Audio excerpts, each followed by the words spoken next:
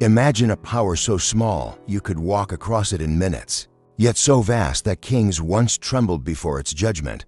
No great empire stretched from its walls. No endless legions marched beneath its banners. Its territory was tiny. Its armies were limited. And yet, for centuries, the Vatican stood above rulers, shaped civilizations, crowned emperors, shattered dynasties, and spoke with an authority many believed came not from earth, but from heaven itself.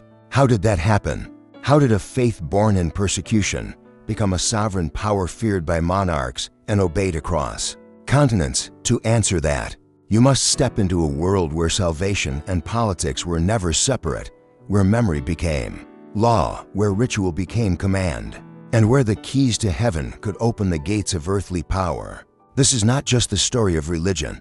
It is the story of administration, symbolism, legitimacy, and survival. Because the Vatican did not become powerful simply because people believed in God. Many believed in God. Many built churches. Many claimed holiness. But the Vatican became something else. It learned how to organize belief into structure, how to turn sacred authority into political leverage, and how to stand at the center of a civilization that increasingly looked to Rome, not only for spiritual meaning, but for legal order, moral judgment, and international legitimacy. It became powerful because it understood something many kingdoms learned too late, that whoever governs the invisible can eventually shape the visible. In the earliest centuries, Christianity looked nothing like a state. It was scattered, vulnerable, and often hunted. Christians gathered in homes, in hidden spaces, in catacombs. Their leaders were bishops, not princes. Their power came from witness, discipline, doctrine, and martyrdom. Rome, at that stage, was not yet the throne of Christianity. It was the capital of the empire that at times persecuted it. But there was already something significant about the city. Rome carried symbolic gravity. It was the center of law, memory, and imperial imagination. And for Christians, it became linked above all to the martyrdom of Peter and Paul. That mattered more than it might seem, because institutions often began not with territory, but with meaning. Before Rome ruled Christian civilization, it had already begun to inherit Christian memory. Then came the turning point that changed everything: Constantine. When Christianity moved from persecuted faith to imperial partner, the church entered a new age. It could build openly, it could organize more broadly, it could receive patronage, land, and legal recognition. This did not instantly create the Vatican as a state, but it created the conditions for its future power. Once emperors began favoring the church, bishops could act with greater confidence. Councils could define orthodoxy, basilicas could rise in stone, and doctrine could become linked to public order. Christianity was no longer only about surviving the world, it was beginning to shape it. And in that transformation, Rome gained a unique advantage. It was not just another holy city. It was the city where Christian memory met imperial prestige. But the real opportunity came when the Western Roman Empire began to fracture. This is where the deeper secret of Vatican power begins. Because when empires collapse, what survives becomes more important than what falls. Armies failed, borders shifted, emperors vanished, cities declined, but the church remained. Bishops still wrote letters, clergy still preserved texts, liturgies still marked time. The Christian calendar still ordered existence, and in Rome, the bishop of that city increasingly appeared not as one figure among many, but as a guardian of continuity in a world of disintegration. The Pope did not conquer the ruins of Rome. In a military sense, he inherited the authority vacuum left behind by a broken world, and that kind of inheritance can be stronger than conquest because it does not merely seize power. It appears to preserve civilization itself. You can almost feel the atmosphere of that age. Ancient marble cracked, aqueducts fell into decay, roads became less secure, royal courts rose and vanished with terrifying speed. But in the churches, candles still burned, prayers still followed a rhythm, manuscripts still passed from hand to hand. Laws of the empire faded, yet canon law began slowly to grow. This is one of the great foundations of papal power. The church became an institution of continuity, while much of Europe was becoming an institution of survival. And Rome, With its apostolic memory and its unmatched symbolic prestige, increasingly looked like the natural center of that continuity. Yet continuity alone does not create sovereignty. To become a true power, the papacy needed more than reverence. It needed administration, territory, and the ability to govern. That transformation happened gradually through donations, alliances, legal claims, political maneuvering, and the strange mixture of real necessity and sacred symbolism that defined the early Middle Ages. The Bishop of Rome acquired not only influence but land. Over time, this became the foundation of the Papal States. This was an astonishing development. The Pope was no longer only a spiritual shepherd. He was now also a territorial ruler, with courts, revenues, officials, roads, and military concerns. The sacred had entered geography. Heaven was no longer speaking only through sermons. It was ruling through institutions that changed everything. Because once the Pope ruled land, he no longer depended entirely on another ruler's protection. He had his own political body. The Papal States were not vast compared to kingdoms like France or England. But that was not the point. Their importance was symbolic and structural. They allowed the papacy to act in the world as something more than a bishopric. The Pope could negotiate, tax, judge, protect, and command in temporal matters while still claiming spiritual supremacy. In one figure, priest and prince were fused. This made the papacy unlike any other power in Europe. A king could threaten your body. A pope could threaten your body, your legitimacy, and your eternal fate. And that spiritual dimension made all the difference. Medieval Europe was not secular. It did not separate politics from salvation the way modern states try to do. Marriage, inheritance, kingship, war, burial, oaths, rebellion, penance, all of these lived inside a sacred framework. That meant the Vatican's authority could reach into the deepest mechanisms of social order. A pope could declare a marriage invalid. He could excommunicate a ruler. He could release subjects from obedience. He could place an entire kingdom under interdict, suspending the sacraments and casting a shadow of dread over all public life. To modern eyes, this may seem abstract. To medieval people, it was terrifyingly real. The Vatican did not need to occupy every kingdom to control them. It only needed to stand as the gatekeeper of legitimacy in a civilization that believed eternity was at stake. This is why kings feared Rome even when they defied it. A ruler might command armies, but if he lost sacred legitimacy, cracks began to appear beneath the throne.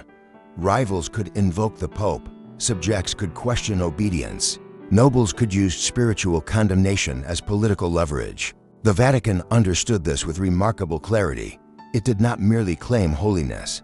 It built a system in which holiness had legal and political consequences. Canon law expanded. Ecclesiastical courts reached into ordinary life. Bishops and abbots controlled wealth, education, and land. Monasteries preserved learning. Pilgrimage routes created movement and exchange. Relics attracted devotion and revenue. The Church became not only a moral authority, but an administrative civilization layered across Europe. And at the center of all this stood Rome, not simply because of old prestige, but because Rome learned how to transform symbolism into an operating system of power. The tombs of apostles drew pilgrims. The liturgy projected continuity. Sacred architecture created awe. Documents issued from Rome carried more than ink. They carried the weight of eternal consequence. Ambassadors traveled there. Disputes were appealed there. Rulers sought recognition there. The city became a place where the earthly and the eternal seemed to meet. This is one of the reasons the Vatican became so formidable. It mastered not only doctrine, but atmosphere. It understood that people obey more deeply when power appears wrapped in mystery, ritual, and cosmic order. But the papacy's power did not truly become continental until it learned how to command action. Across kingdoms, that moment came most dramatically in the age of Crusade, when Pope Urban II called the First Crusade in 1095. He was doing far more than encouraging armed pilgrimage. He was asserting that the Pope could mobilize the violence of Christian Europe toward a sacred goal defined in Rome. That was revolutionary. If kings fought wars for territory, the Pope could summon war for salvation. If princes defended borders, the papacy could claim to defend Christendom itself. Crusade transformed the Vatican from a guardian of spiritual order into an architect of civilizational action. It proved that Rome could not only judge Europe, it could move Europe. Once Crusade entered the bloodstream of medieval Europe, papal power changed shape. The Vatican was no longer merely a court of doctrine, a keeper of memory, or a sacred judge above kings. It had become a command center capable of directing emotion, violence, and wealth on a continental scale. That matters more than almost anything else, because institutions become truly powerful not when they are respected, but when they can convert belief into coordinated action.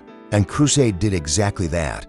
It turned fear, devotion, guilt, and hope into armies on the move.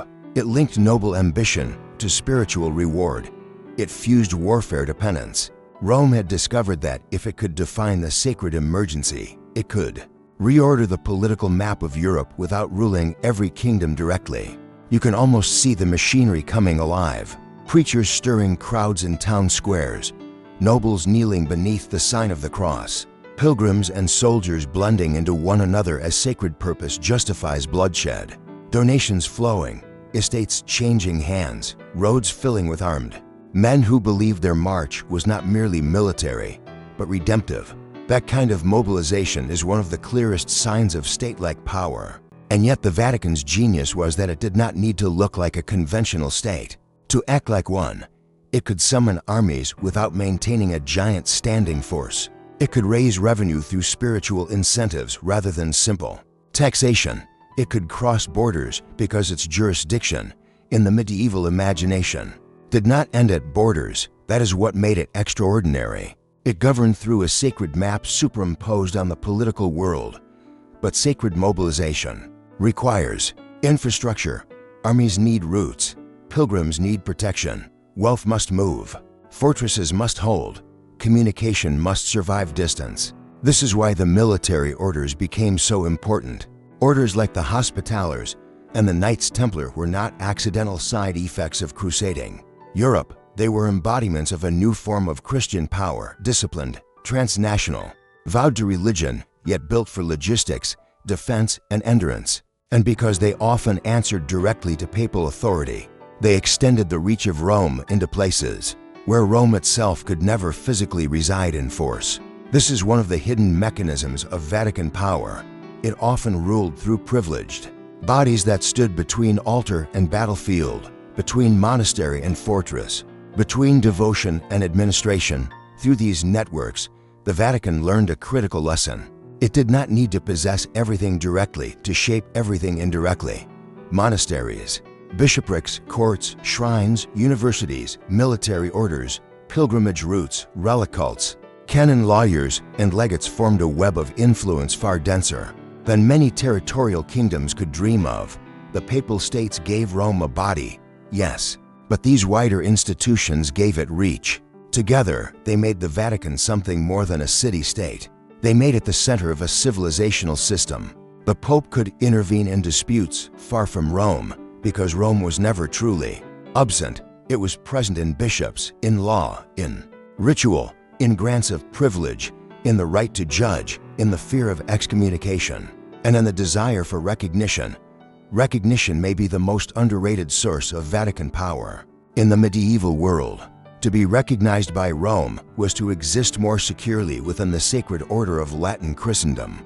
Kings wanted approval for marriages, coronations, legitimacy, and dynastic claims. Nobles wanted sanctions for property and inheritance. Cities wanted privileges. Monasteries wanted exemptions. Universities wanted authorization. Orders wanted legitimacy. The Pope became the supreme distributor of spiritual validation. In a world where validation shaped politics, this meant that Rome could influence events even without deploying force. It could delay, confirm, condemn, or bless. And sometimes, in history, the power to recognize is more enduring than the power to conquer. Yet no institution rises so high without provoking resistance. The Vatican's greatness was always shadowed by contradiction.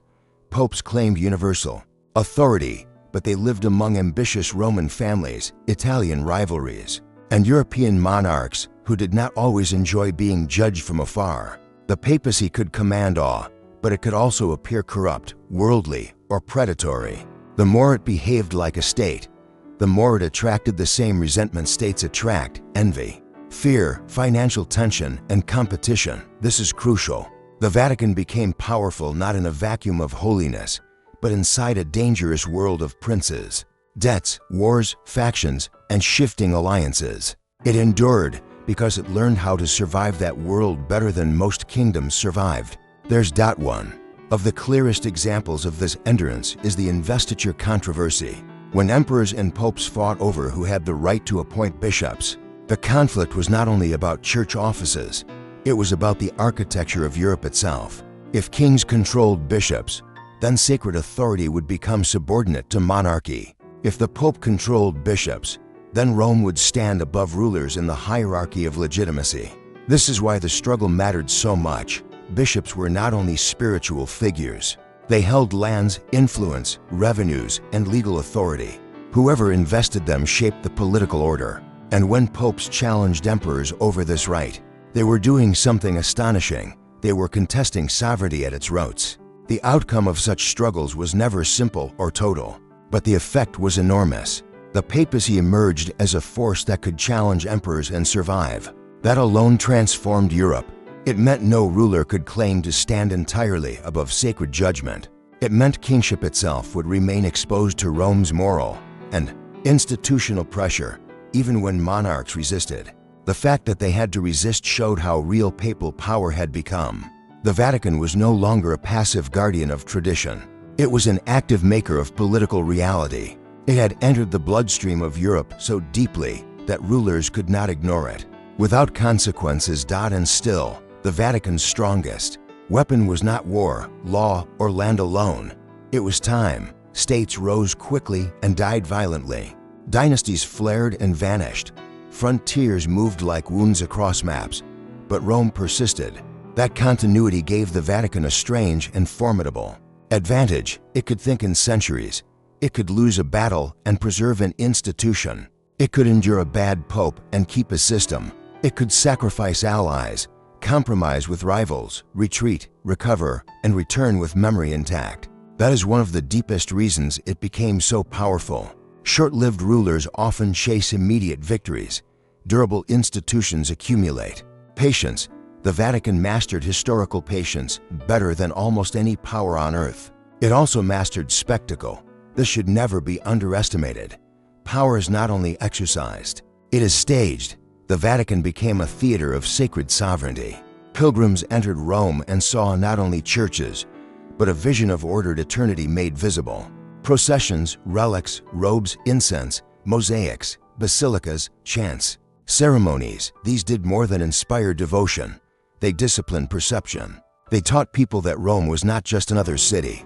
It was the visible center of an invisible order. And once an institution convinces millions that it sits at the hinge between heaven and earth, its influence extends far beyond what soldiers or taxes alone could ever achieve. So how did the Vatican become one of the most powerful states in history? It became powerful because it inherited continuity from empire, converted memory into legitimacy, fused sacred authority with territorial rule, and built networks that crossed kingdoms. It used doctrine, ritual, law, pilgrimage, diplomacy, and fear with remarkable sophistication. It learned to crown kings and condemn them, to move armies without being an empire in the ordinary sense, to rule consciences while also ruling land. Most importantly, it learned how to make spiritual necessity serve institutional permanence. That is the hidden core of its power, not size, not brute force, but the ability to persuade civilization itself that Rome remained necessary. In the end, the Vatican became one of the most powerful states in history because it did what the greatest powers always do. It turned belief into structure, structure into loyalty, loyalty into administration, and administration into sovereignty. It survived persecutions, invasions, emperors, rebellions, and reformations because it was never only a faith and never only a government. It was both, and something more, a state of ritual, memory, law, spectacle, and salvation, a power so small on the map, yet so vast in consequence, that Europe could not build itself without either kneeling before it or fighting against it. And perhaps that is the final secret of Vatican power. It did not need to conquer the world as empires do. It only needed to convince the world that no order was complete without Rome at its center.